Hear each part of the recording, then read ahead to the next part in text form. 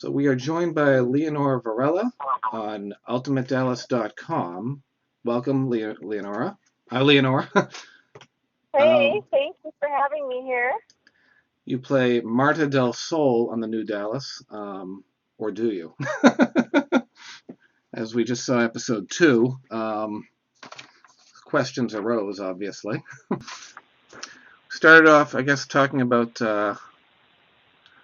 you born in Chile and then you left Chile when you were young. Yes, I left Chile when I was young, and we came to Costa Rica first for a year, and then I grew up here in the States, in Boulder, Colorado, and Denver. Oh, Boulder. For the first I have for the family first in eight Boulder, years yeah. of my love, and so those first 8 years, um, you know, pretty much grew up in a very American environment and surroundings, and then we went back to Chile, and then we moved to France, and then we moved to Germany. But I ended up like my formative years of like 12 years on. I spent in France, in Paris, and all my acting and the beginnings of my career were spent in Europe doing that. Okay, so you speak English very well. You must have grown up speaking English and probably multilingual, I guess, with all the traveling, I'd assume. That's right. Now, do you have any memories of the original Dallas when you were little? Because according to, I've never watched it when I was a kid because it just wasn't part of what my family did. We weren't big TV people. hmm But I remember it very clearly because at school, everybody would talk about it. I right, just remember everybody going like, talking about the characters, and I remember very well knowing who they were, even if I hadn't like watched the show. And it just goes to show you, like, I'm the perfect example of the kind of people that didn't grow up with it, but that still were very much influenced by it because it was such a huge part of pop culture. It just was. You couldn't. It was like Madonna. You just couldn't avoid it in the '80s. It was just part of what it was. right, exactly. It's like John Lennon always talked about Elton John in the '70s. In the mid '70s, you couldn't go anywhere without hearing that name, and I guess the same was true when Dallas came around as well. That's right. Now, what what drew you to the role of Marta? Did you audition for any other parts, or was that the role you were going in for? Well, I clearly have a very distinct look. I look Latin, hmm and so I wasn't auditioning for anything else. And I'm in the age group that didn't really apply for Jordana's character. So I think they were very much looking for someone that looks like me for that part. And when I read it in the pilot, and you have to remember the pilot only had the information that was in the pilot. I didn't know where this character would be going at all, so it was as much a surprise for me as it will be for the audience as this unravels. Um, it just seemed like her interests were like it seemed like she was very together, like she was smart.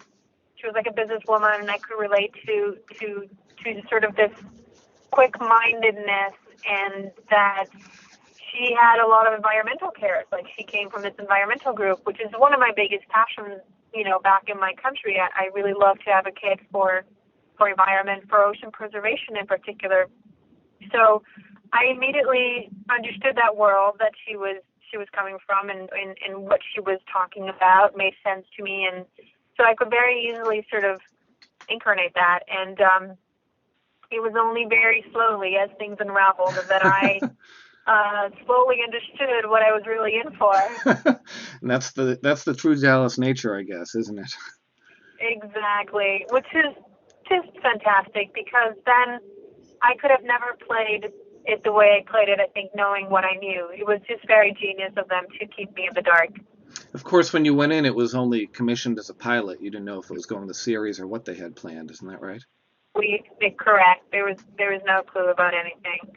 The only one that knew what was going on in their head was probably Cynthia, I guess. But Most likely. And Michael, I'm sure he knew it was up. right, yeah, I actually was down on the set in January and had a chance to talk with both of them, and they really seem like they're wonderful. It's a warm atmosphere on the set. Did you find that working with the cast and the crew and? Oh, so lucky. I cannot tell you, and I don't want to sound like the people that just say, "Oh, it was so nice." It truly, truly was a very lucky experience in the sense that when you do a TV show, and I've been on set of several TV shows, the work environment isn't necessarily this harmonious. And I think that's due to several things. Number one, the soul of the show was back with us, and we all felt a great level of responsibility, respect, and honor towards. We wanted to honor them, Hmm. and you know who I'm talking about, Linda and Patrick and Larry. They they they all have such level of kinship and friendship between them that just transpired everywhere else. So everybody got very quickly on page with the way they were with each other, how supportive, how kind, how funny, how light. They were just there to have a good time. And so everybody just got on board with that tone. And I think that's one very big component of why we got so lucky shooting this show. And the second one is that Michael Robbins is one of the kindest human beings I've ever met. And for a director, that's pretty rare. He can be extremely firm and has like really, really clear beliefs and sees things a certain way. So he's the captain of the ship, there's no doubt. But he's a gentleman in every single sense of that term. And so he treats everybody with equal respect and kindness, no matter if you're the grip or if you're the A-list star. And that's something that I truly respect in a coworker. And there was obviously a great kinship between him and Cynthia. I think it was Brenda Strong that Absolutely. Brenda Strong actually called them the Bobby and Pam of the set. Uh, Yeah, it was very much dad and mom Bobby for and us. Ann, sorry, not Pam. Pam's gone. um, now, how was the audition process? I know Jesse Metcalf did his interview in his audition by Skype. Was yours done in person or? Yes, I got to meet them in person. I happened to be here in LA, and so I got to go in the room and read for them. Oh, that's good. And that was a good process. Were there a lot of other people out for that role, or? Oh, there always are. This is a very competitive business, so I know for a fact there were a lot of other people for sure. And I guess coming in there, as we alluded to, Dallas was obviously a global phenomenon. Did that create nerves for you at first? I know, it's like when the young other. No, because I wasn't, you know, I wasn't bringing back a character that people had expectations about. So it was much easier for me. I didn't have anything to be compared to, and I think that gave me great amount of freedom and just lightheartedness. I didn't feel any pressure whatsoever. No, I just knew, and I think we all felt that we were on the verge of something very, very big and potentially historical, and so that just something that was felt in the air. But I didn't feel any pressure in any way. It really never amounted to that. And the ratings have been so great. Like I think TNT, and I heard this just earlier today, TNT repeated the episodes later that night and got another 3 million viewers, if that's correct, I believe. Oh, I didn't hear that part. Another 3 million on top of the 6.9. Wow, that's. Yeah, and so not only did they blow everybody out of the water, they're breaking records. And also on Twitter, they were Trending topic. trending topics worldwide. John Ross, Sue Ellen, Jr., Dallas TNT, and Yep. of course you can pick up a lot of this from Josh Henderson on Twitter, who lives there practically. Yeah, no, I am on Twitter as well at my name or at Leonor Varela, and I was watching this completely explode as it was happening. How was it working with Josh Henderson and Larry Hagman? Obviously, you had most of your scenes with them. Josh, I've Yeah, met a few times, very and lucky, huh? yeah, and he's he seems like one of the nicest people you'd ever meet. Actually, the whole cast is wonderful. But how was the chemistry between the? Josh is Josh is amazing. I mean, all you have to do is look at those scenes, and you can see how much fun we're having while we're doing this. It's ridiculous. I can't believe I get paid to do this. This is just so rewarding. Josh is not only evidently very handsome, but he's a really good guy. He's a lighthearted, Hmm. fun, generous, gregarious human being. And so, what's not to like about working with him? It was just really, really lovely. And he's so photogenic. Like the camera just loves him, and he was just having a blast. So it really allowed us to do the same together.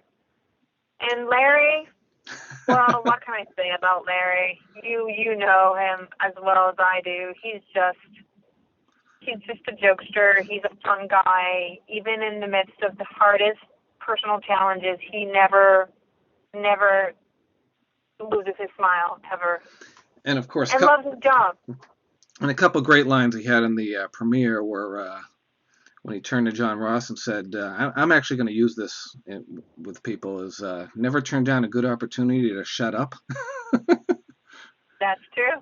And then the line with during the Cattle Barons Ball when he said, "Us old fogies, we don't email, we talk to each other in person." It was just so Larry, just those Yep. those quotes. Now, Yep. obviously, by the end of episode 2, you start to take on a little different twist, as we alluded to here. Do you have the potential to go down as one of the great female villains like Kristen Shepard, who shot JR, or Catherine Wentworth, played by Morgan Brittany? I sure hope so. No, I've obviously seen up through episode 7, so I won't say what happens, but um, obviously you're on a different path than you alluded to when you went in with the environmental and the land conservation. How was that taking that twist for you? It was just a lot of fun because villains always have the best time ever. People that are double playing, double crossing, just have so much more liberties than if you're playing straight. And I mean, that's just, as an actor, that's just more fun for me to do. But I think us as the audience will always love a good villain. They will always love a good villain because they do things that they would never do and they could never dream of doing. And at the same time, they're extremely attractive in their dangerousness or their charming ways. Like, JR was the most popular character of that show, and there's a reason. Like, Mm-hmm. he did things that everybody wished they could do, but yet found appalling that he was doing, but with such charm and wit. And so I think that just sets a precedent of how fun it is to play a baddie, you know? Mm-hmm. And people always So remember the baddies. well, because they're just fun, and we all just want to have fun. This is entertainment, you know? This is pure entertainment. So if you're playing it straight, it's a little less memorable. That's all there is to it. Exactly. And your So scenes certainly. the more I got these scenes, the more I saw what was happening, the happier I was. And your scenes certainly were fun, especially as the episodes go on, I can say.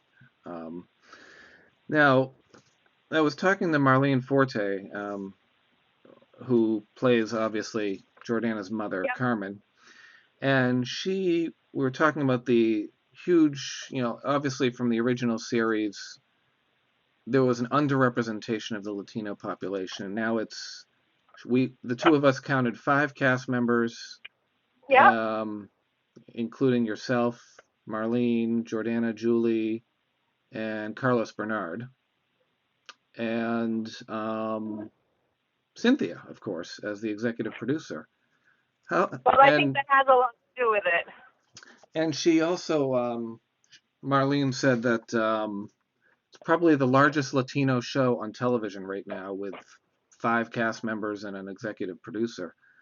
How do you feel about the way they've been represented in this? And I think it's fantastic. I mean, I think the reason why the representation of the Latino population is so big is because of Cynthia. So we have to give her credit because she comes from a Latin background, and although she's very American in many ways, but she also is very Latin in many ways. And I think she really wrote this with what she knows. And so she incorporated that part and gave us the opportunity to have these really great roles. And I think that's fantastic. I think it's so important. And I think it will also really support the success of the show because the Latin population doesn't have, that many shows that are mainstream, aside from Ugly Betty that I think set a precedent in a very different way that represent the Latin community, that allow us to identify ourselves with characters on a TV show. So I think it's fantastic. I'm very proud of that fact. And I'm more proud of it so because Latin characters aren't simply, how to say this, put in the most typical ways as they usually are. There are no drug addicts. There's no, really baddies that are sort of like the typical Latin characters. Yes, Carmen is the help at the house, but that's also very plausible in what Dallas is like today because of the Latin community there. So I just like that's not the only way Latins are represented. It's just part of the different ways. So I just really love that.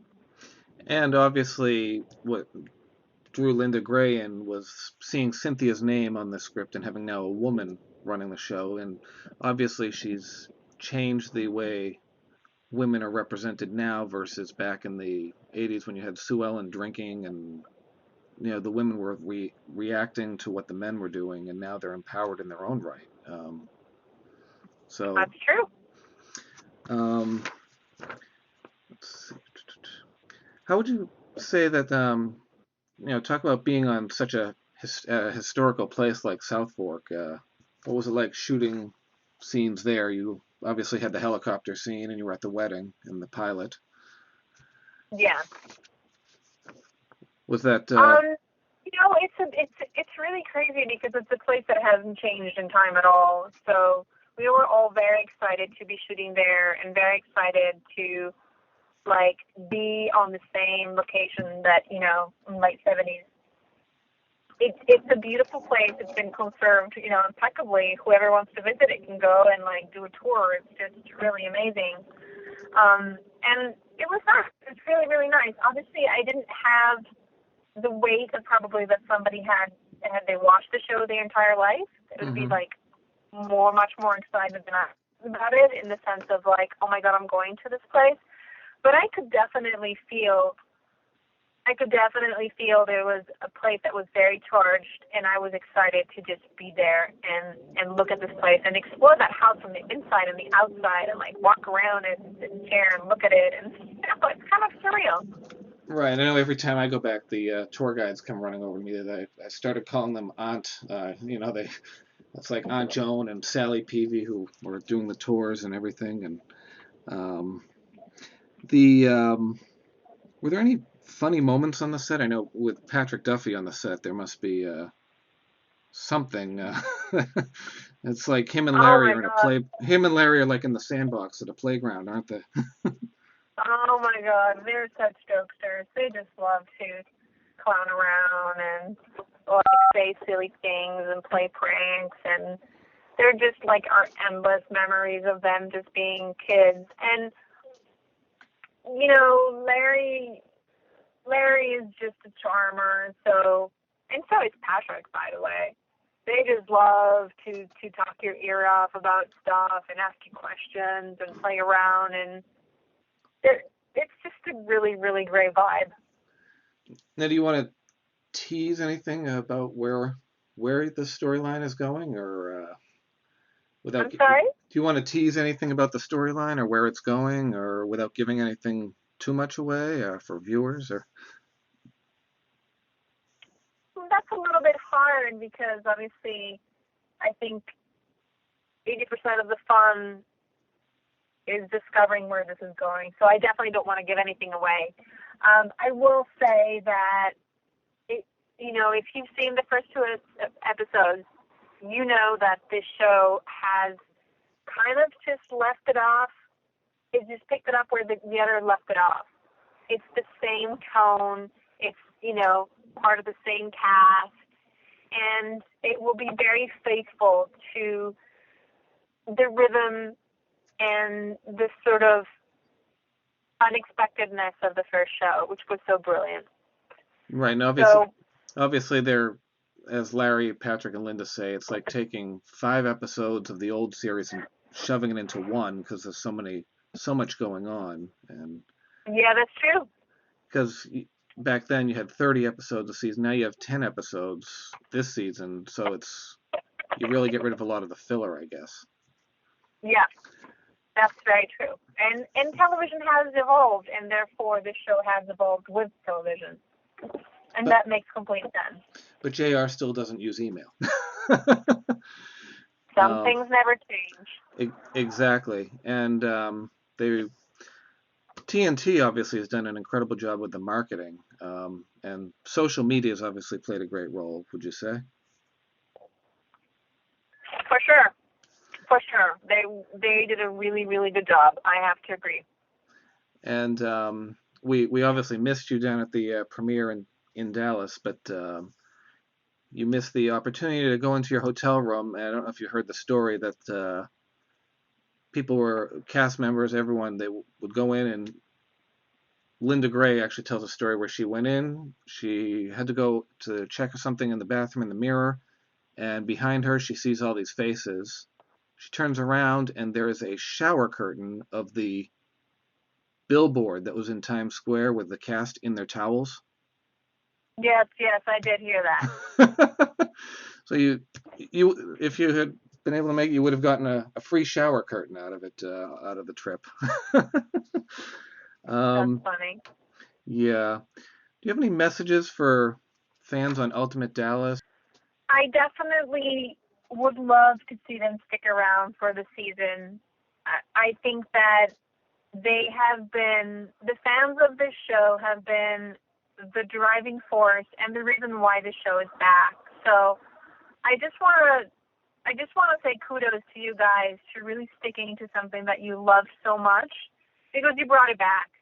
Mm-hmm. And that's amazing to me, that people can love something so much that they can actually 20 years later see it happen again. And that just shows you that this is, and I'm saying this from an insider's point of view of this industry, it just shows you that we are creating, as creators of this industry, we do what people want to see. Mm-hmm. And it's just amazing to see a community be so strong and so driven and so passionate about a show, because here it is again. And I can only sit back and applaud. Yes. And, just am very, very thankful to be part of it and to have been given the opportunity to play along here. And it's certainly unprecedented to see something pick up this way. I mean, there must have been some trepidation with you hear, they're bringing Dallas back, and it's like, well, they tried Charlie's Angels, it failed, this failed, that failed. It must have been a little like, ugh, at first,